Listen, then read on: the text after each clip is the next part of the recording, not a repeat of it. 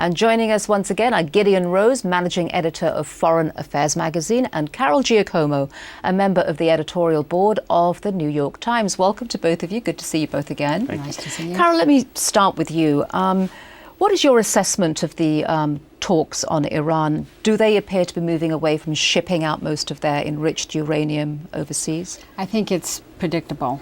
This is the way Iran has played the game for 5 or 6 years, however long, the Americans, the international community have been trying to rein in its nuclear program. They play for time, they obfuscate, they say we'll meet for talks, and then somehow they'll find a problem with the proposal, and they'll put forward ideas of their own that are usually unacceptable to the rest. What's your assessment? Is this classic Iranian brinksmanship?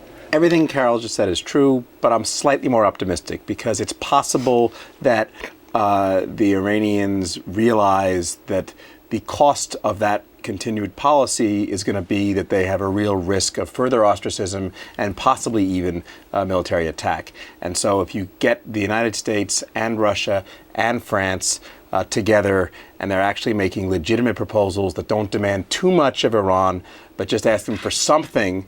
The negotiators came up with something that seemed valid. We're hearing weird things from Tehran that essentially is walking away, but not yet closing the door entirely. I think we just need to see how the talks play out. I'm not saying I'm totally optimistic that it's all going to shut down and the Iranians are going to give up their entire program, but I don't think it's impossible to imagine some kind of compromise working out that would at least kick the can down the road for another year or so. Right, but how do you think that the United States is going to respond to this latest development?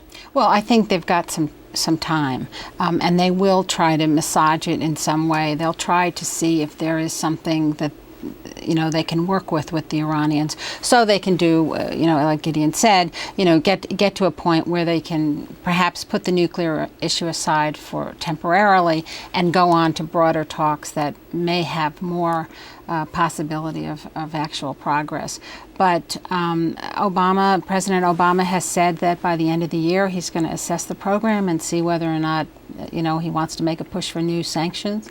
And so it's a question of whether he and the rest of the international leaders are committed to that. Do you think, Gideon, that the international community does have the fortitude to push through with these international sanctions? Well, I would phrase it differently. I would say it's not a question of the international community and the fortitude, but rather whether France and Russia see it as being in their interest to let Iran go forward with its nuclear program, or whether they're finally getting scared enough about what the U.S. might do, or Israel might do, or Iran might do if they got it, and agree to rein them back in a little bit. So it's all, in some ways, it's Paris and Moscow that are important here, not just Washington and Tehran. Okay, well, let's move on to Afghanistan. What do you think of the chances, the prospects of getting the runoff election organized by November the 7th? Well, the two principal candidates, Hamid Karzai and Abdullah, have both committed to it.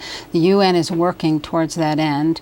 They're trying to make changes that will perhaps produce an election that has a minimal amount of fraud as opposed to a huge amount of fraud as the last one was. And, they don't have very much time. They have a couple of weeks and winter is closing in. It's going to be a very difficult project. How do we ensure that Afghanistan has a fair election?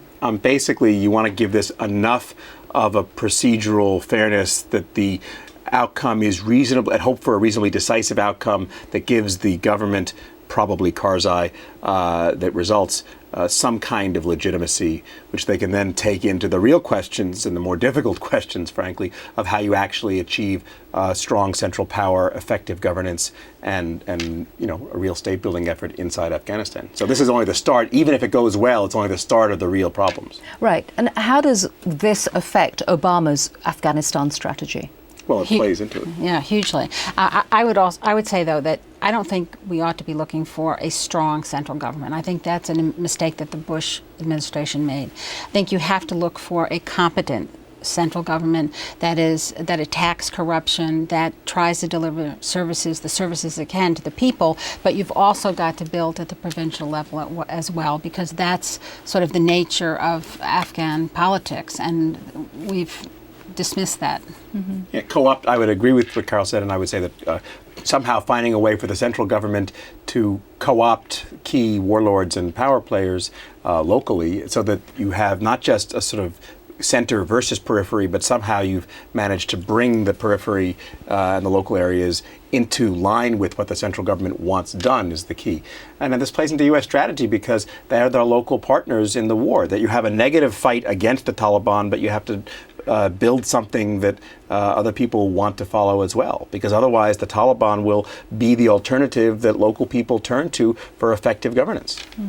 NATO defense ministers have endorsed a wider counter strategy. How do you see this sort of helping the situation in Afghanistan? Well, it's an interesting political dynamic that's been going on. You have President Obama and his administration examining, doing a very careful, thorough review of the whole strategy in Afghanistan, and the fact that General McChrystal has proposed significantly beefing up troops in Afghanistan. So then you have NATO, you have McChrystal making public statements, you have Defense Secretary Gates making public statements. Now you have NATO defense ministers endorsing this counterinsurgency strategy. So it sort of puts pressure on Obama. Yeah, Just I agree. briefly. I think that NATO is not going to do that much more. Talk is cheap, but as Carol said, the real impact of this sort of game of hot potato is no one wants to commit to pulling out or even admit that that's even a possibility. And so the result of all this will be to put a floor underneath what the Obama administration can do. I think that Joe Biden's idea that we're going to scale back the mission significantly, that's not going anywhere the more you hear comments like the ones Gates made.